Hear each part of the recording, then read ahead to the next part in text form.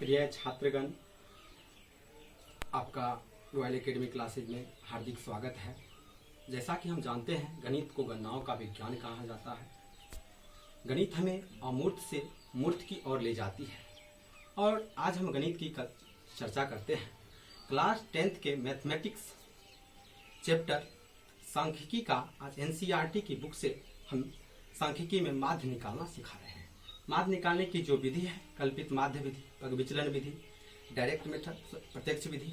आज हम प्रत्यक्ष विधि से क्लास 10th के मैथमेटिक्स सांख्यिकी स्टैटिक्स चैप्टर का फर्स्ट क्वेश्चन को माध्य निकालने की जो विधि है उसको हम बतला रहे हैं। प्रत्यक्ष विधि को देखिए, इसमें जो क्वेश्चन है आप दी गई है, विद्यार्थियों के एक समूह द्वारा अपने पर्यावरण संचेतना अभियान के अंतर्गत एक सर्वेक्षण किया गया, जिसमें उन्होंने एक मोहल्ले के 20 घरों में लगे हुए पौधों से संबंधित निम्नलिखित आंकड़ों एकत्रित किए।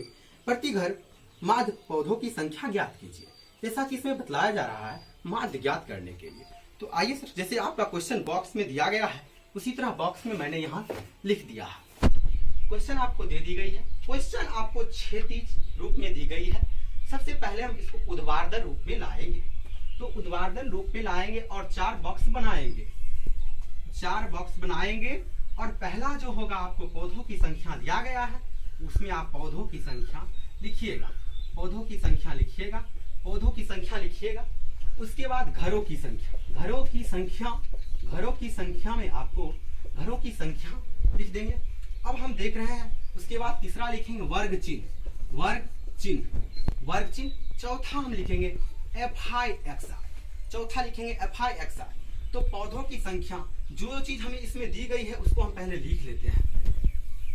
हमें घरों पौधों की संख्या दे दी गई है, तो हम लिखेंगे इसको 0 से 2, 2 से 4, 4 से 6, 6 से 8, 8 से 10, 10 से 12, 12 से 14। तो हमें जो दे दी गई है उसको लिख देंगे। उसके बाद फिर हम देखते हैं, हमें घरों की संख्या भी दी गई है, उसको लिखते हैं। 0 से 2 के सामने में 1 है तो 1 लिखेंगे, 2 से 4 के सामने में 2 है तो 2 लिखेंगे। इसी तरह जिसके सामने में जो है उसको हम पहले लिख लेंगे। तो हम लिख लेंगे 1 2 1 5 6 2 3, जिसके सामने में जो था हम उसको लिख लिए।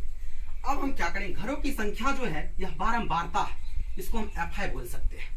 वर्ग चिन्ह को हम XI कहते हैं, वर्ग चिन्ह को हम XI कहते हैं। अब ये वर्ग अंतराल इसको हम कहते हैं, इसको बारंबारता कहते हैं, इसको वर्ग चिन्ह कहते हैं, और इसमें इस दोनों का मल्टीप्लाई होता है FIXI। तो हमें ये दोनों दी गई है और हमें निकालना है वर्ग चिन्ह। तो वर्ग चिन्ह निकालने का एक सूत्र होता है, वर्ग चिन्ह बराबर सूत्र होता है ऊपरी सीमा प्लस निचली सीमा बट्टे 2, निचली सीमा बट्टे 2, ऊपरी सीमा प्लस निचली सीमा बट्टे 2। तो हम देखेंगे सभी वर्ग अंतराल की अपनी अपनी वर्ग चिन्ह निकलेगी। 0 और 2, निचली सीमा 0, ऊपरी सीमा, तो दोनों को जोड़ेंगे, 0 जोड़ 2 बट्टे 2, 0 और 2 को जोड़ेंगे 2 होगा, बट्टे में तो 2 से 2 कट गया, कितना हुआ 1, तो यहाँ पर हो जाएगा 1। फिर देखिए इसी तरह अगला फिर निकालेंगे अगला वर्ग चिन्ह, तो 2 और 4 को जोड़ेंगे, बट्टे में क्या हो जाएगा 2, सबके बट्टे में 2 होगा, क्योंकि सूत्र है ऊपरी सीमा प्लस निचली सीमा बट्टे 2। तो 4 2 6, 6 बट्टे 2, 2 तिया 6, 3 आ गए। अब देखिए इसी तरह निकालेंगे, हमें परीक्षा में कुछ टाइम भी लगेगा, लेकिन इसका एक ट्रिक भी है। ट्रिक क्या है, हम इसके और इसके बीच में जितना का अंतर है उस अंतर को हम यदि इसमें लिखेंगे, जोड़ेंगे, तो हम आ जाएगा। जैसे 0 के बाद क्या, वैसे एक और ट्रिक, 0 के बाद क्या होता है 1, 2 के बाद क्या होता है 3, 4 के बाद क्या होता है 5, 6 के बाद क्या होता है 7, 8 के बाद क्या होता है 9, 10 के बाद क्या होता है, एक मिनट रुक दीजिए, 10 के बाद क्या होता है 8 के बाद 9 आया, 10 के बाद 11 आया, 12 के बाद 13 आया, और अब सब आ गया। अब हमको अगर जांचना है इस ट्रिक को तो हम जांच भी सकते हैं। जैसे माना कि हम अगर निकालते हैं 14 और 12 का, तो ऊपरी सीमा प्लस निचली सीमा बट्टे 2, तो 12 जोड़ 14 बट्टे 2, तो 14 10 24 2 26, अब बट्टे में 2, 2 एक कम 2, 2 तिया 6, 13 दूना यानी 26, 13 निकल गया। यानी हमारा ट्रिक क्या सही है। तो ट्रिक से हम यूज कर सकते हैं, फॉर्मूला से यूज कर सकते हैं, हम जैसे यूज करेंगे। अब हम ध्यान देंगे यह FI और XI लिखा हुआ है, इसके दोनों के बीच में नहीं कोई चिन्ह है, तो क्या हो जाएगा, गुना हो जाएगा। क्या हो जाएगा, गुना हो जाएगा, गुना हो जाएगा। गुना हम करेंगे, इसका गुना करेंगे, सामने सामने गुना होता है, 1 से 1 का गुना 1 हुआ, 2 से 3 का गुना 2 तिया क्या हुआ 6 हुआ, 5 से 1 गुना 5 एकम 5 हुआ, 5 एकम 5 हुआ, 7 से 5 का गुना 7 5 35 हुआ, 9 से 6 का गुना 9 6 54 हुआ, 11 से 2 का गुना 11 दूना 22 हुआ, 13 से 3 का गुना 13 तिया 39 हो गया। अब हम ध्यान देंगे, हमको इसका निकालना क्या है, हमको निकालना है इसका माध्य। तो माध्य बराबर सूत्र होता है, माध्य बराबर सूत्र होता है सिग्मा एफ आई एक्स आई बट्टा सिग्मा एफ आई। हम ये फार्मूला लगाएंगे, हमारा माध्य निकलेगा।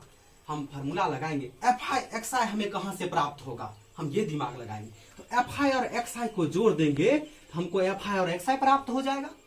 और एफ आई को जब एफ आई वाला डिब्बा को जोड़ेंगे तो हमको एफ आई प्राप्त हो जाएगा।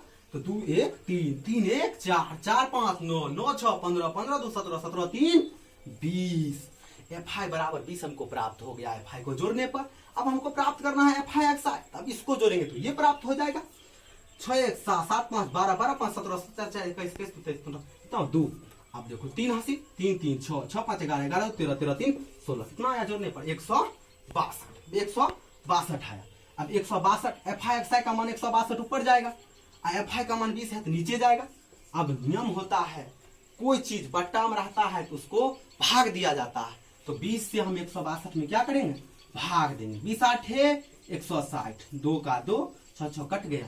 अब यहाँ ध्यान देंगे, हम थोड़ा इसके ऊपर ध्यान देंगे हम 20। अब देखिए, अब नहीं कुछ अंक है, दशमलव लेंगे, 0 लेंगे तो फिर 20 से कम 20 कट गया कितना आया 8.1। हमारा माध्य बराबर आंसर आया 8.1।